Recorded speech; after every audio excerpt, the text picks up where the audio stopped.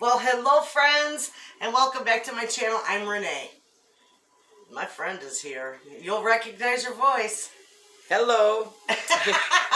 All right.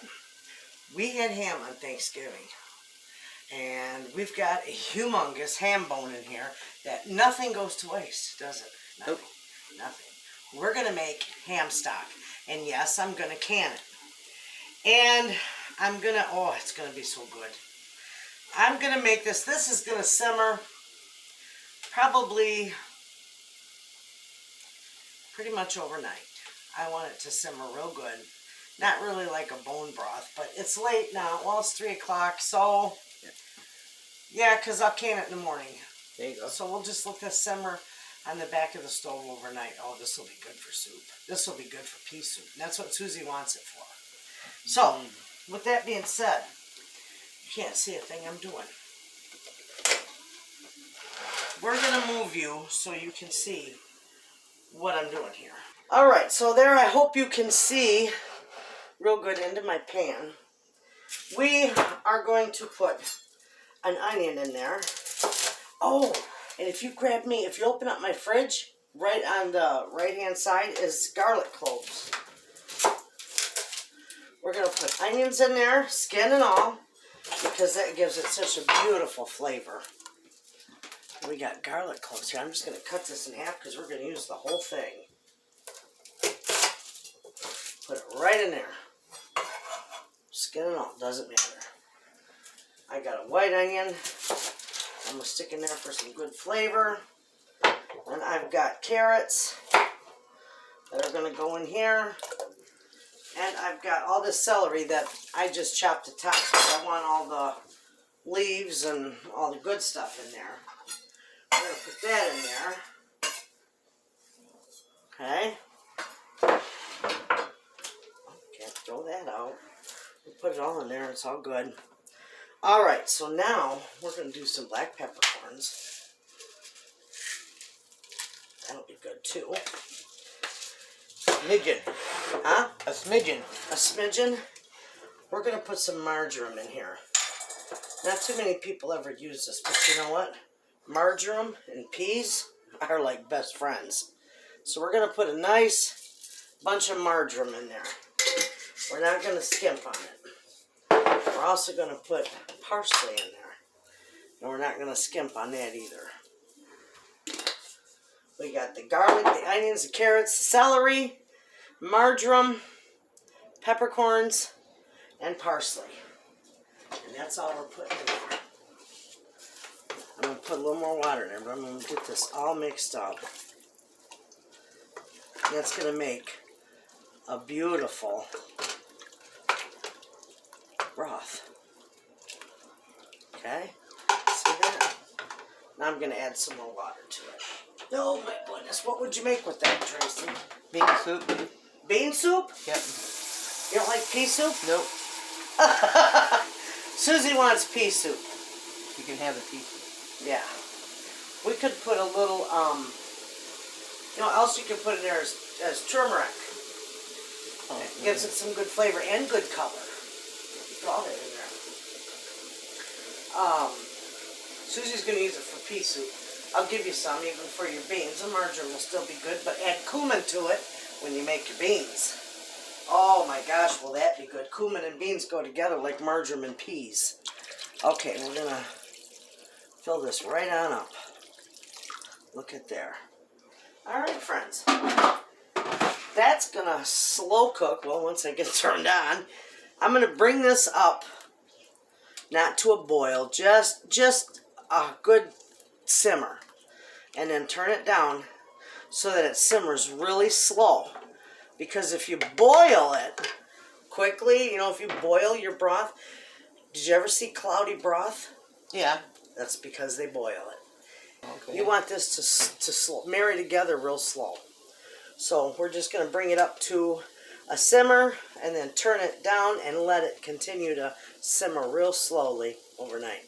And that'll be the most beautiful broth. And then tomorrow morning, I'll bring you back and I'll show you how I can it, how I strain it and can it. If you look on the stove, our broth is done. I'll show you. There we go, friends. Take a look at that beautiful broth. It's all done. It's simmered all night, just like it's doing right now with the little bubbles coming up. Just simmered all night long. And now it's time to get it strained. And normally I just can up my broth, but this is fatty, so I want to put it out in my sun porch. I gotta let it cool off. And I want to put it out in my sun porch fridge so that it gels up. And then I can scrape the fat off and can it up. So it's probably something that we will can tomorrow. But for now, we're going to get this strained, and I'll show you how I do that. Okay. I have that empty pot with my strainer on there. I don't use cheesecloth because this is so fine that nothing comes through it. Okay? And I use my little red scooper. I was going to grab this broth.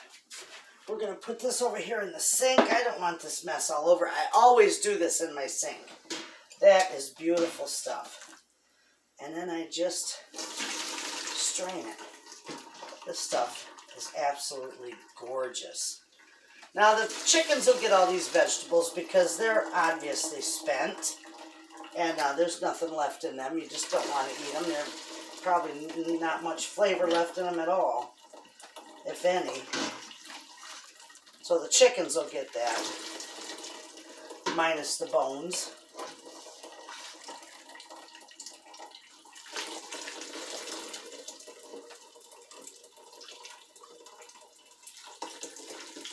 That's going to be beautiful.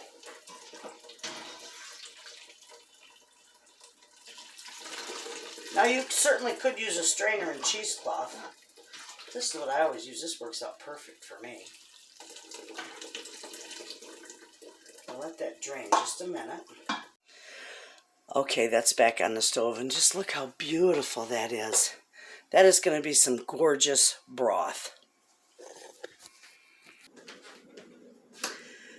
Okay, friends, we're ready to can this broth up. It's beautiful. My jars are hot out of my dishwasher. I love that thing. My canner is back here. The water's getting hot. And my broth is hot. Now, I had put this in the fridge so that the fat would solidify on it.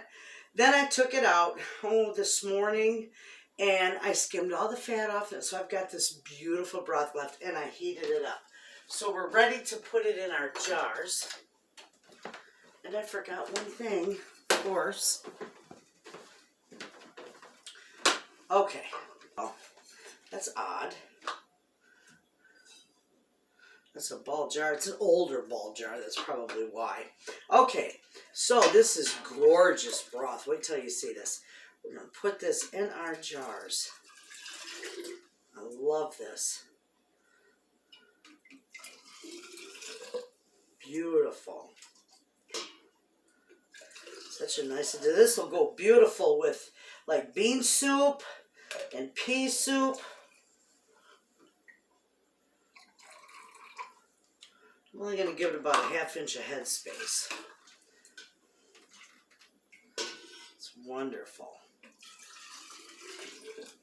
And that's how easy. That means none, and I mean none of our ham from our Thanksgiving went to waste. I have got what's left of the meat all packaged up and put in the freezer for sandwiches or bean soup or to add to pea soup, whatever. But it's wonderful. We did have quite a bit left over of that.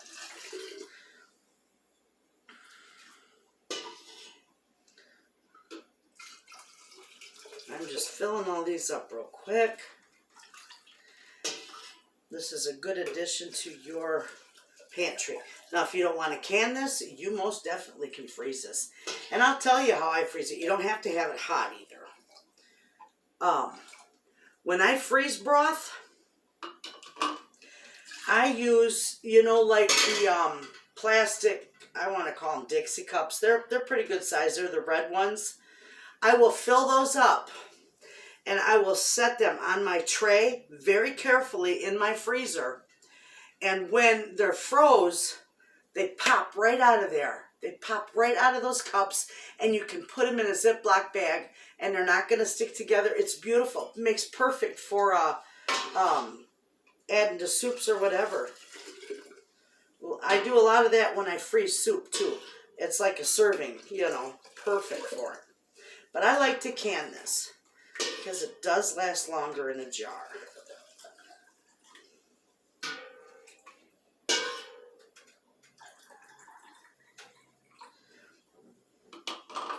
All right.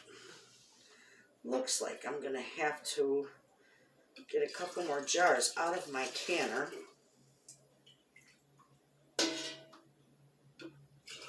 Or excuse me, out of my dishwasher. I wasn't sure if I'd have a full canner load or not, but it looks like I will. All right. Anyway, we'll just get this going for now. Now you don't have to debubble this, obviously, but you're going to take a little bit. I got a little bit of vinegar on my rag here. And we're going to wipe this down. Make sure you don't skip this part. And make sure you use vinegar because it will cut the grease or the oil off your rims. Okay? We're going to lay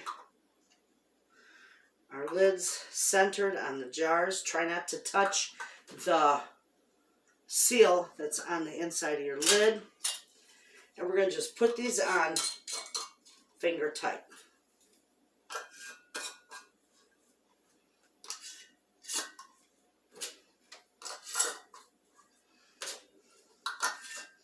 That's how easy that is. Now I can still hold these in the canner. These are going to go.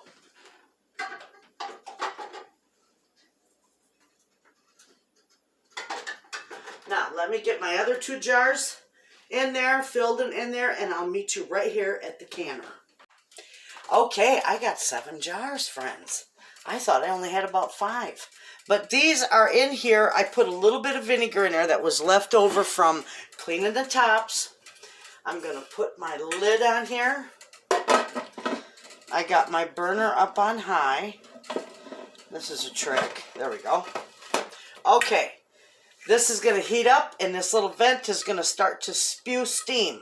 I'm going to let that, when it gets a good steady stream, we'll time it for 10 minutes because that's what expels all the air out of your canner and helps to ensure that it reaches the proper temperature for the kill zone. Anyway, once that is done, I'll put the jiggler on it. When it starts to jiggle, then I'll time this for 25 minutes because these are quarts.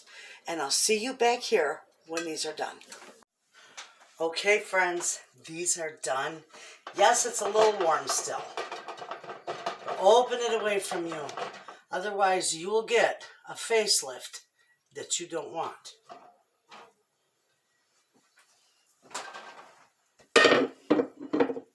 That is nothing to play with. Oh, look at how gorgeous these turned out. Absolutely beautiful. That rich, beautiful amber color. I love that. I don't think I had enough vinegar in here because it's a little cloudy. I should have put more in. If that happens, don't fret. All you got to do is when you wash your jars, because you're going to want to wash them before you put them away, just put a little vinegar in your soapy water. I'm going to clean that right off of them. Are those beautiful? Ooh, I'll bring it down here and show you.